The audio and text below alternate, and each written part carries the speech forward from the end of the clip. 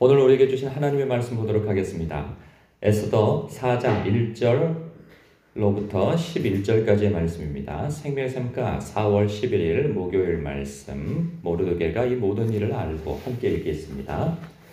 모르드게가 이 모든 일을 알고 자기의 옷을 찢고 붉은 베옷을 입고 재를 뒤집어 쓰고 성중에 나가서 대성통곡하며 대궐문 앞까지 이르렀으니 굵은 베옷을 입은 자는 대궐문에 들어가지 못함이라. 왕의 명령과 조서가 각 지방에 이르매 유다인이 크게 애통하여 금식하며 울며 부르짖고 굵은 베옷을 입고 제 누운 자가 무수하더라.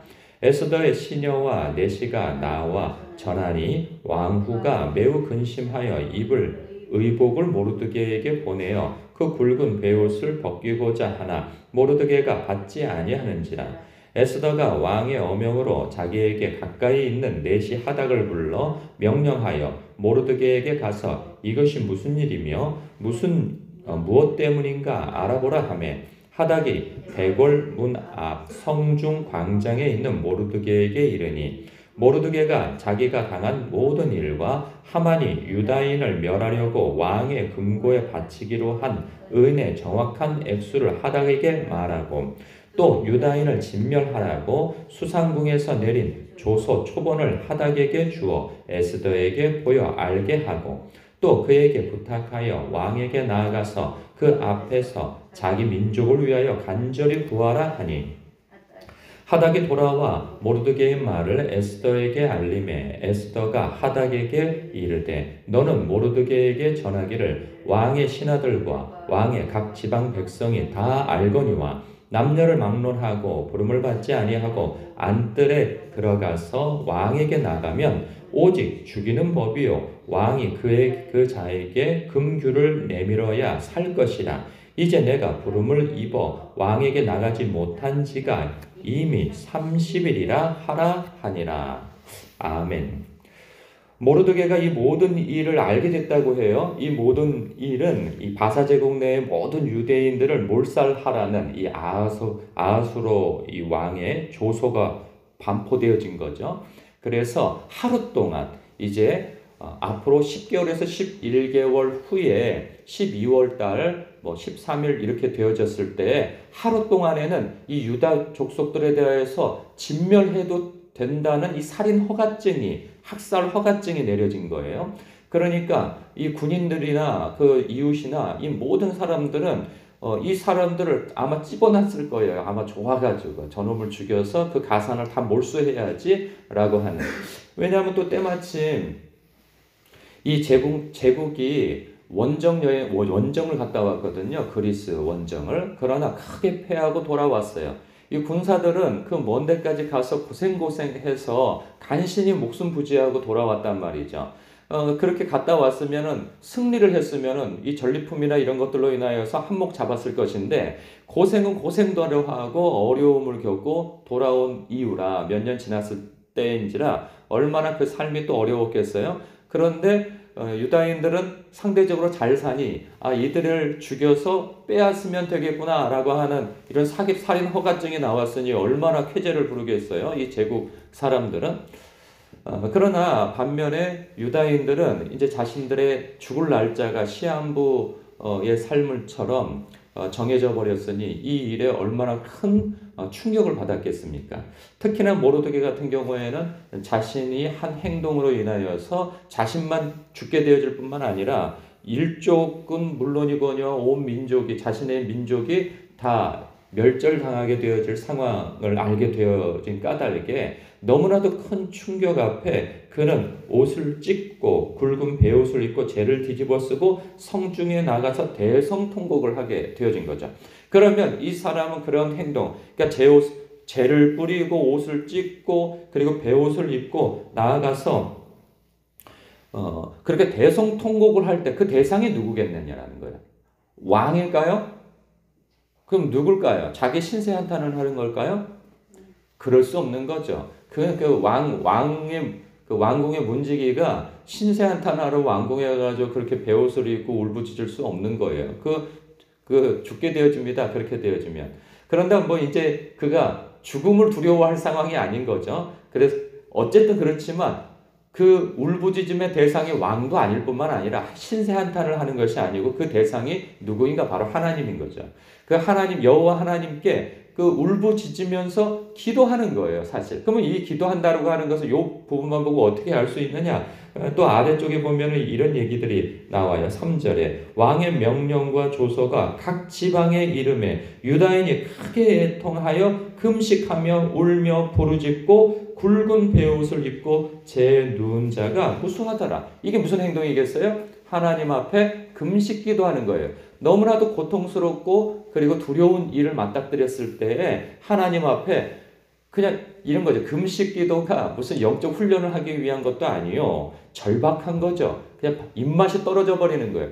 사람이 너무 그 고통스럽고 힘겨운 일을 당하게 되어지면 입맛이 사라져 버리는 거죠. 무슨 밥이 넘어갑니까? 그러니까 뭐 금식 기도 해야지, 뭐 작정하고 이런 일이 아니고 그냥 밥맛이 딱 떨어져 버리는 거예요. 그냥 뭐 사실 그렇지 않겠어요? 우리가 만약에 우리 민족이나 우리가 앞으로 이 경찰서나 군인들에 의해서 이 12월 크리스마스 날, 25일 날, 그날 학살을 당할 날을 잡아놓고 있다고 한다면 누가 그 밥이 넘어가겠어요? 그 소식을 듣고 너무나도 큰 충격 속에서 뭐 왕에게 탄원을 하겠어요? 왜냐하면 왕이 죽이라고 했는데 그 조서가 내려왔는데 어느 누구도 의지할 수가 없는 거예요. 도망갈 수 있어요? 못 도망가요. 어디 피할 수도 없어요. 어디로 도망갈 데가 있어요. 그럼 죽는 날짜를 잡아놓고 있는 거죠. 나라의 최고 권세자가 죽이라고 명령을 했으니 뭐 피할 길이 없는 거예요. 그러면 피할 수 있는 길은 단 하나인 거예요. 왕보다도 제국의 황제보다도 더 높으신 하나님, 여호와 하나님께 구하는 방법밖에 없는 거예요.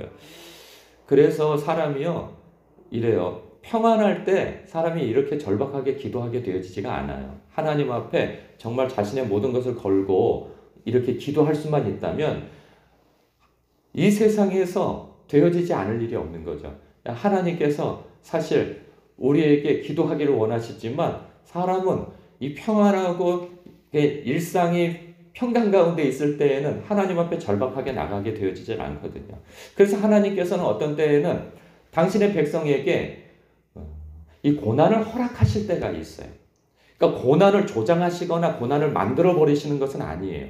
이 고난은 사실 우리의 죄 때문에 빚어지는 그런 모든 일들이에요. 꼭 내 죄가 아니라 할지라도 이 세상은 죄악 가운데에서 맞물려 돌아가기 때문에 내가 잘못을 하지 않다 하더라도 다른 사람의 잘못으로 인해서 내가 해를 당할 수도 있는 것이 이 세상의 그 메커니즘이라는 말이죠. 그런데 이런 상황 속에서 하나님밖에 다른 길이 없다고 하는 데 있어서 사람들은 믿음이 연약하든 강하든 할 것 없이 하나님 앞에 절박하게 부르짖게 되어진다는 거죠. 어찌 보면 이것이 은혜라는 거예요. 우리 삶 속에서 사실 이런 일이 일어나지 않기를 바라죠.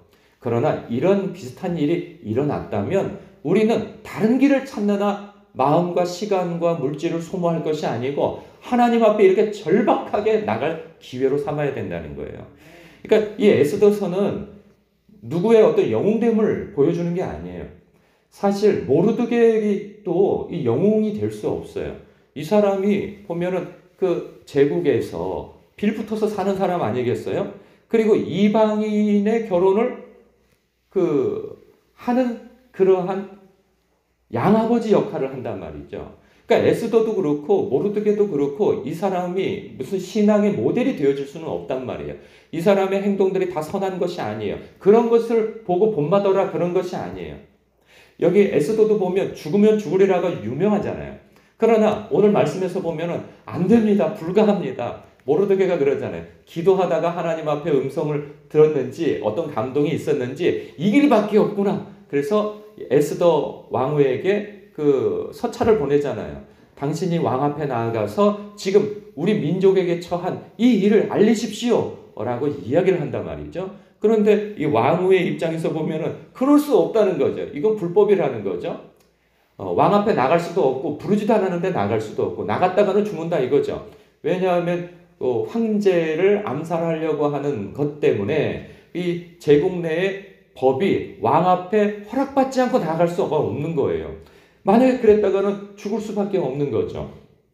그래서 11절에 이야기하는 것이 남녀를 막론하고 부름을 받지 아니하고 안뜰에 들어가서 왕에게 나가며 오직 죽이는 법이요 왕이 그 자에게 금규를 내밀어야 살 것이라. 그런데 문제는 무엇이냐? 이제 내가 부름을 입어 왕에게 나가지 못한 지가 이미 30일이라. 왕이 나에 대해서 이제 그 뜨거운 마음도 사라지고 그렇다는 거죠. 그런 상황에서 내가 목숨을 걸고 나갔다가는 그냥 목숨이 파리 목숨이 되어질 수 있다는 거죠.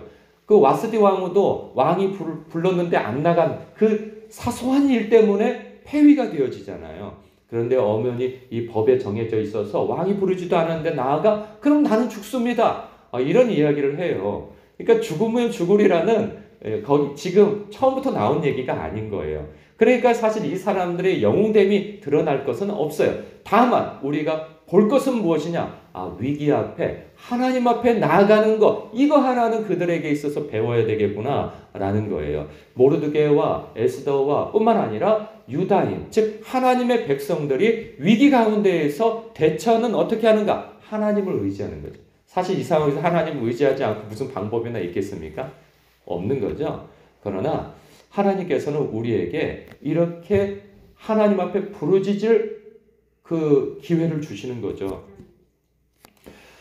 그랬을 때 우리의 문제가 있을 때 여기서 보면 이렇게 나와요. 하나님 앞에 마음과 뜻과 힘을 다해서 부르짖는 모습이 나와요.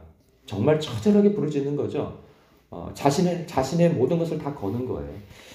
그렇게 기도할 때 사실 구하고 찾고 두드리는 자에게 하나님께서 길을 열어주신단 말이에요.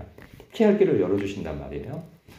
그럴 때 어제 우리 성도님이 얘기했죠. 기도만 하고 있는다고 해서 될 일이 아니라고. 맞아요. 여기서 보니까 기도만 하고 하면 되는 일이 아니에요. 기도하다가 하나님께서 어떤 감동을 주시니까 그 감동을 붙들고 어떤 일을 행하는데 그 에스더 왕후에게 서찰을 보내서 여차저차 하니 이런 문제에 있어서 왕에게 가서 탄원하라. 이렇게 명령한단 말이죠. 기도하다 보면 길이 생겨요. 하나님께서 어떤 마음을 주신단 말이죠. 그러면 그 마음을 붙들고 실행하는 게 필요합니다. 그리고 난 다음에 무엇을 해야 될까요? 해볼 것들은 해보고 나머지는 이제 하나님께 맡겨야 되는 것이죠. 그래서 이제 내일 본문에서 보면은 이제 죽으면 죽으리라 하고 이제 순종하여 하나님께서 주신 그 감동을 가지고 이제 왕에게 나가게 되어집니다. 그 나머지는 이제 어떤 사람이 어떻게 할 수가 없어요. 하나님께만 맡겨야 되는 거죠. 하나님께서 사람의 마음도 감동시키시고 그리고 그 일도 반전시키시지 아니하시면 다 죽게 되어지는 거예요. 우리의 삶 속에서도 그런 일이 있을 수 있습니다. 개인적인 문제이든 그리고 가족의 문제이든 교회의 문제이든 나라의 문제이든 우리가 할 수 없는 일들이 너무나도 많아요. 10대, 20대 때에는 그냥 내가 힘만 쓰면, 내가 애쓰면, 마음만 먹으면 다 할 수 있을 거라고 생각되어지는 일들이 우리가 더 나이를 먹게 되어지고 세상을 알게 되어지면 그리고 나의 능력의 한계를 알게 되어지면 비로소 깨닫게 되어지죠. 내가 이 세상에서 할 수 없는 일이 얼마나 많은가라고 말이죠. 그러나 나는 할 수 없으나 하나님께서는 할 수 있다는 사실입니다. 그렇기 때문에 여러분들이 이 새벽에 하나님 앞에 나와 기도하는 것 아니겠어요? 오늘도 하나님 앞에 여러분의 개인적인 문제를 사람이 그래요. 내 몸인데도 내 뜻대로 되지가 않아요. 내가 의지만 발휘하면 할 수 있을 거라고 생각되어지는데 이렇지가 않잖아요. 내 의지조차도 하나님 앞에 맡겨야 되는 일들이 얼마나 많습니까?